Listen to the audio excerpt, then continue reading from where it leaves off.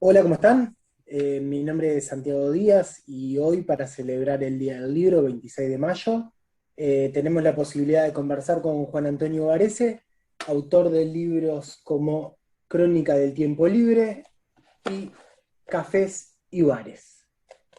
La idea es conversar un poquito con el autor y plantear las inquietudes que tenemos como lectores de este tipo de libros, siendo la primera que se me ocurre habiendo leído esos libros, me intriga mucho el proceso de cómo recuperar, o recuperar es la palabra correcta, esa información con la que arma estas crónicas, estos cuadros de costumbres, porque imagino que debe ser muy difícil volver tanto el tiempo hacia atrás y poder recuperar estas historias de estos lugares tan típicos de Montevideo.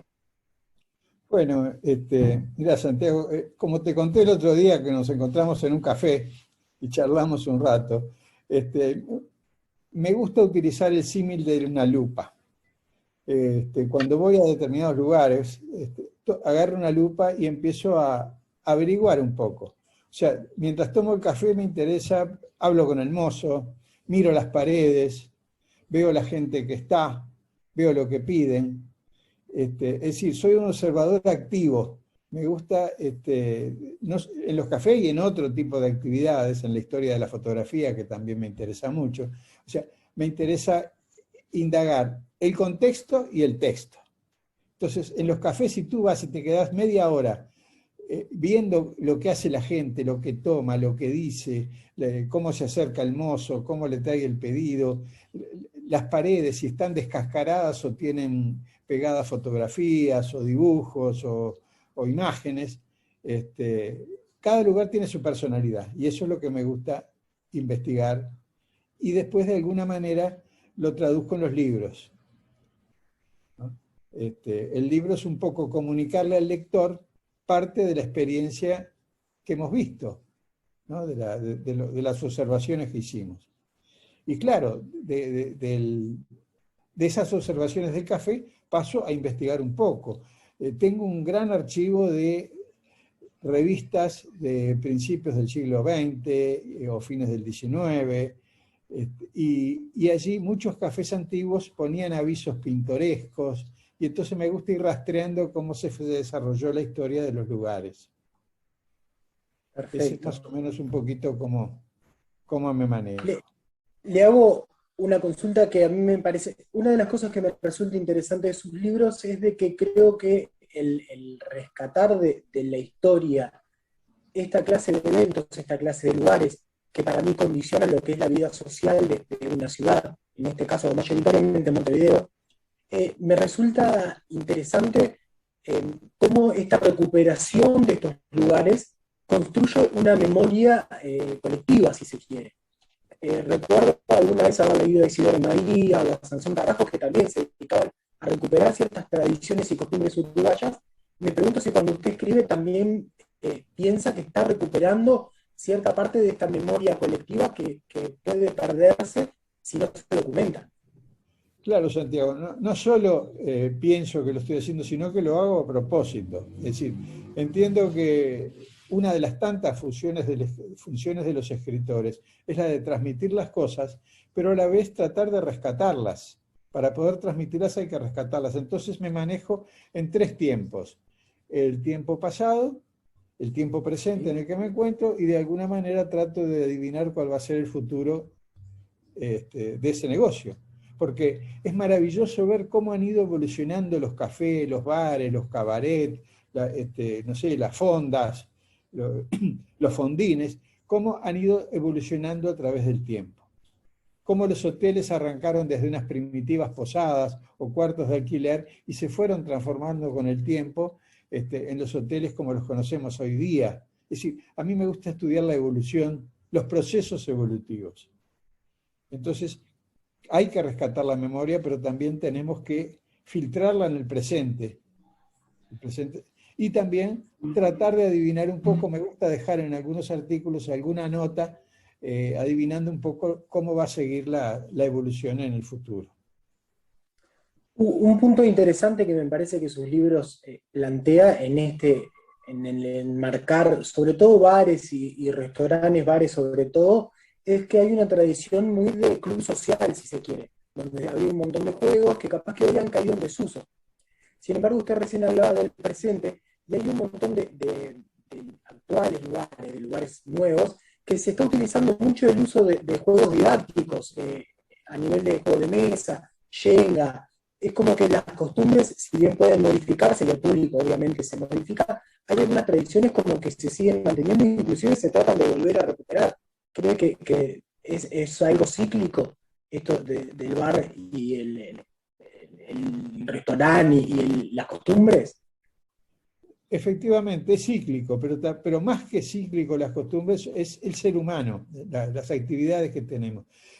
Los bares, los cafés, los restaurantes, todo este tipo de lugares que he investigado, tienen como común denominador que es que la gente va a pasar el tiempo, va a socializar. Y la socialización se hace a través de la conversación, a través de ver algún espectáculo, por eso es que en estos últimos tiempos han desarrollado pequeños performers o actividades en algún tipo de bares más modernos, como el Andorra, por ejemplo, hay actividades lúdicas, hay performance, hay canto, hay música. Y eso va cambiando según los tiempos, pero la finalidad de socializar, la finalidad de encontrarse de la gente es lo que se mantiene. Y eso es lo que uno rescata. Cambian los tipos de juego. En otros tiempos se jugaba la taba, se jugaba las bochas, porque los bares tenían unos espacios libres para jugar a las bochas. La época del billar fue una época increíble, se hacían grandes campeonatos, la gente se reunía. Había menos oportunidades de encontrarse para otro tipo de actividades. Entonces la gente se encontraba en los cafés. También se jugaba mucho las cartas. Y soterradamente, en forma tapada, el color de las fichas era el dinero por el que se apostaba. En Es fin, buenísima esa anécdota. claro, era toda una actividad interesante y que a mí me ha interesado mucho rastrear. Pero cambian las circunstancias, pero el hombre mantiene sus inquietudes siempre. Y apenas No, salgamos de todo esto, vamos a ir a socializar en pleno y los cafés van a reverdecer porque va a ser el lugar más adecuado tal vez para encontrarse. puedo compartir. Lo que sí me genera alguna incertidumbre, y se lo planteo como autor, que es, en el imaginario del lector, creo que tenemos muy asociado al café, sobre todo en las generaciones viejas de escritores uruguayos, con cierta iconografía de el bar y el escritor, el bar y el escritor. ¿Usted cree que hoy sigue siendo el bar el lugar donde el escritor contemporáneo recurre y va a buscar, llamémoslo inspiración o a escribir?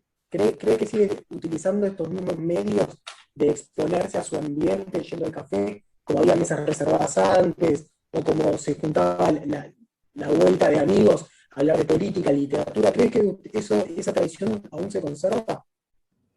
Creo que sí, creo que no solo el escritor, sino los músicos,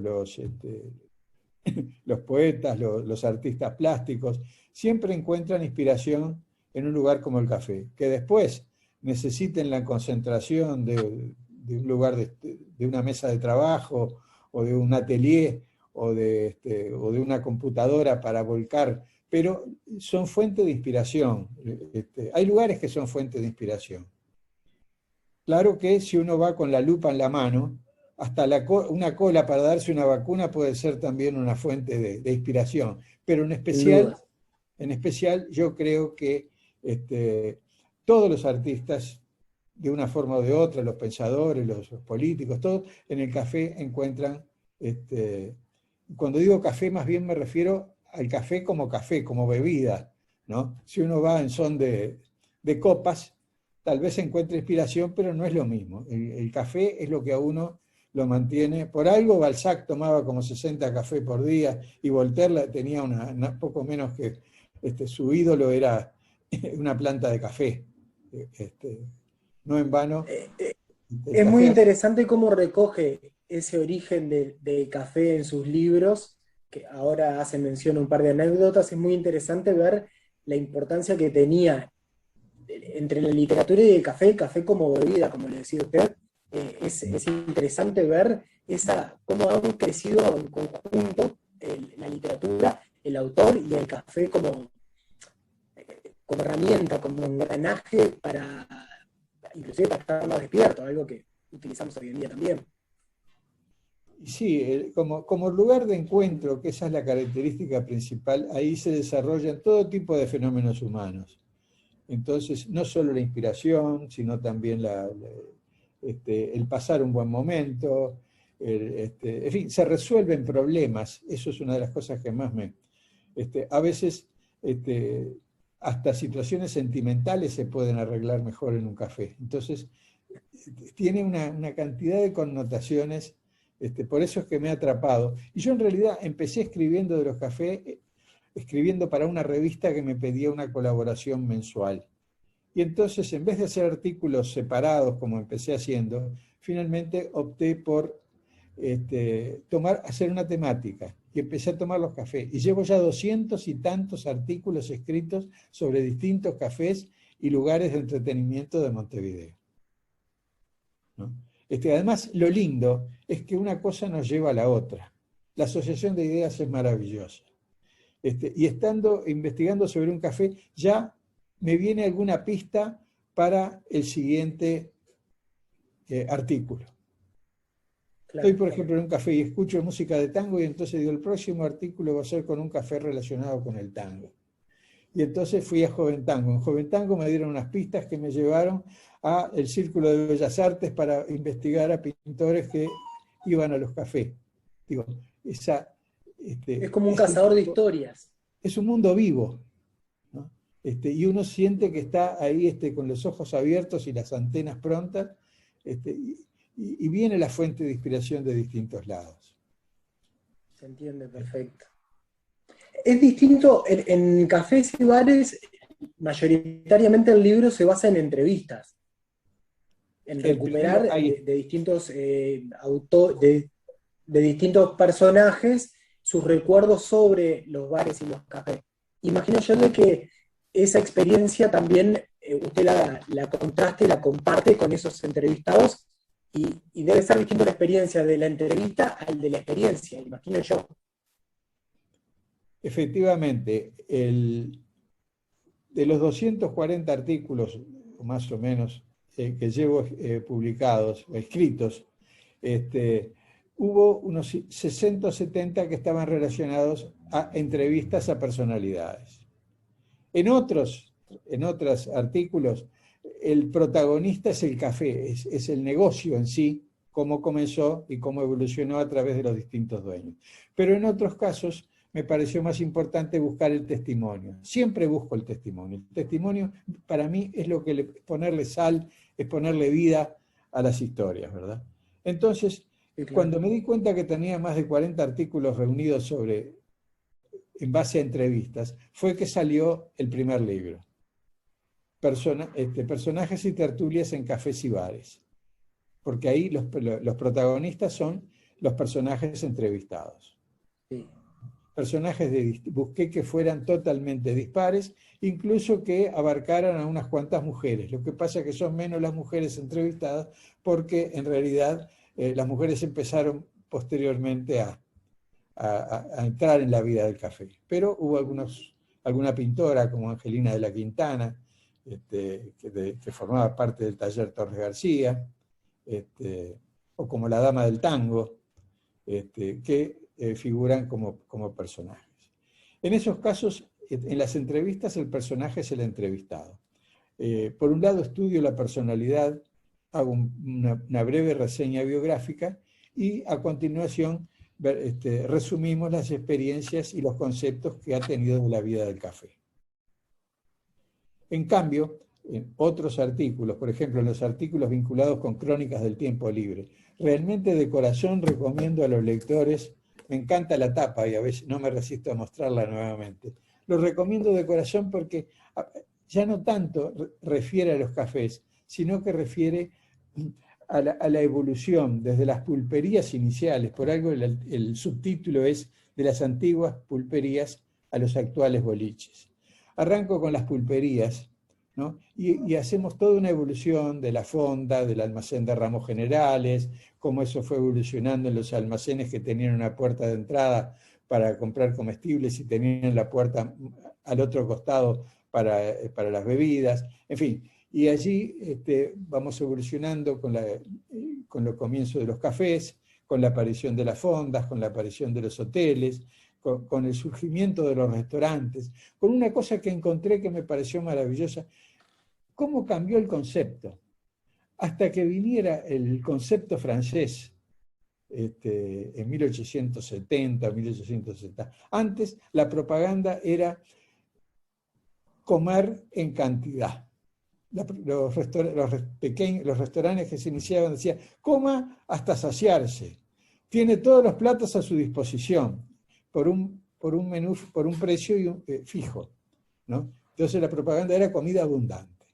Después, cuando, por influencia francesa en el mundo, de fines del siglo XIX y principios del XX, que surgen los restaurantes finos con una carta especializada y con un menú apropiado, con precios diferenciados, ahí pasó a la calidad de la comida, al buen gusto, a la preparación.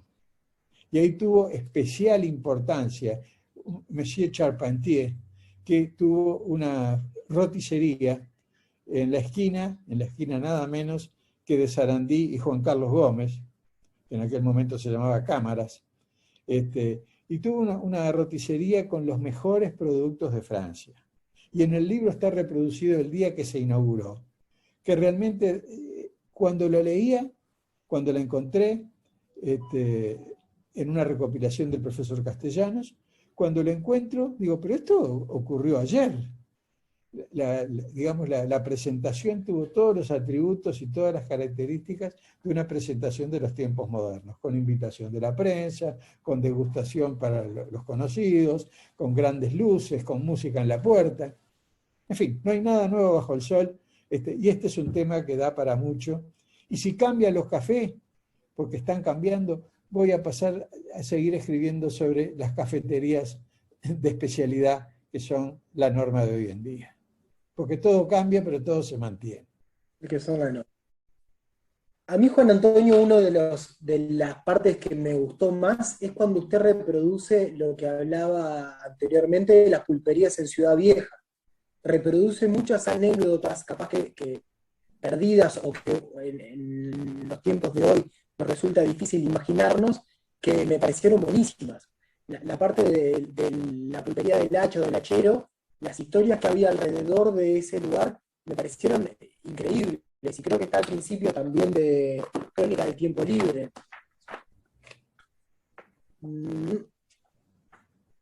Almacén del Hacha, así se llamaba.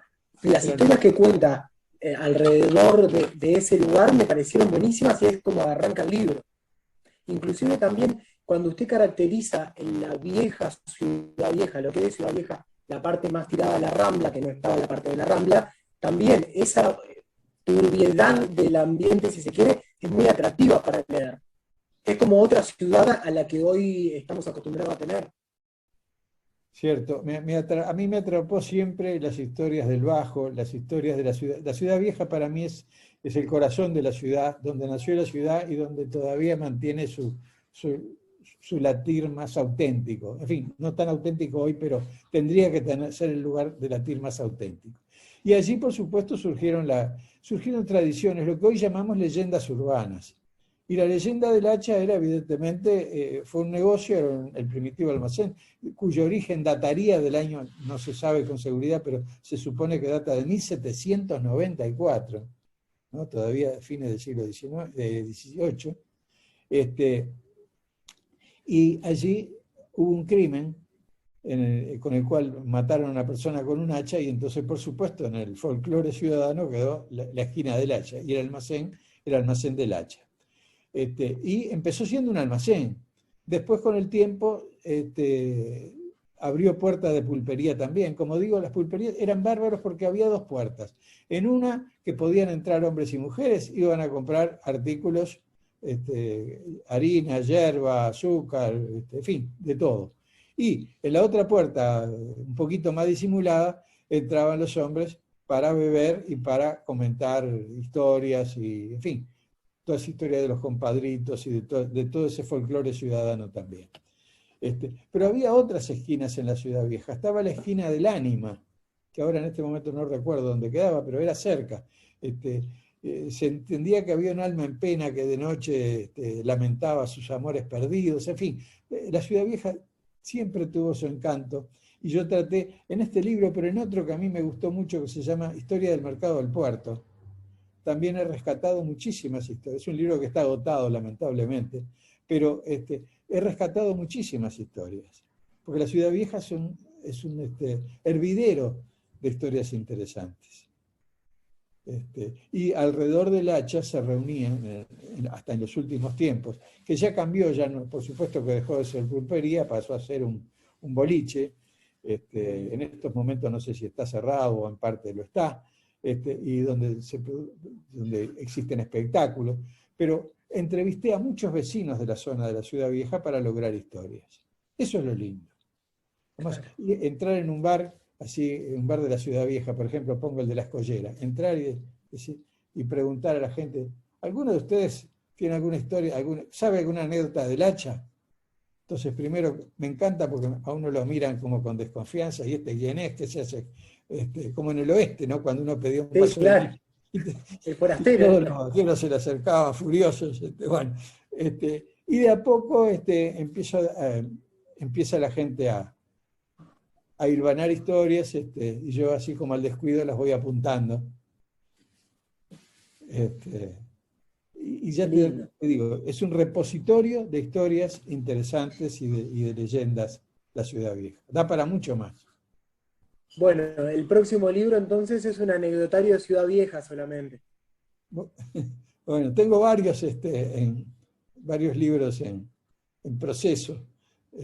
Tengo otros sobre los cafés, ya no los personajes, sino las historias de los cafés, como el Tupinambá, como el Sorocabana, como Claro. el Colobamba, como esos cafés que llamamos los cafés míticos, que fueron los que le dieron a Montevideo. El Tupinambá fue el café más lujoso de Sudamérica en su tiempo, el abierto en 18 de julio. O sea, Sí, sí.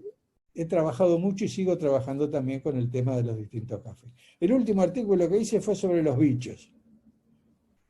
No está en libro todavía. Los bichos es un café que queda frente a las Acacias, la cancha de Peñarol. Yo creo que el único que conocí, que fui de los libros, fue El Mirador Rosado. Ah, mirá, entonces vivías por ahí, por Avenida Fui Brasil. alguna vez con amigos. Es Ahí como muy ocurrió. icónico, además tiene el cuadrito de Babi todo asociado, es como muy icónico. Sí. Ahí ocurrió un crimen también, famoso que está reproducido en el libro. Un comisario mató a uno de los propietarios que lo quiso atacar con un cuchillo. Así, eran tiempos de cuchillo y pistola, Sí, ¿no? claro. De Eh, compadritos, como dijo. Tiempos de compadrito. Pero bueno, de alguna manera las cosas cambian. Menos mal que se ha civilizado un poco. Pero bueno, la Sí, peligrosidad siempre existe también.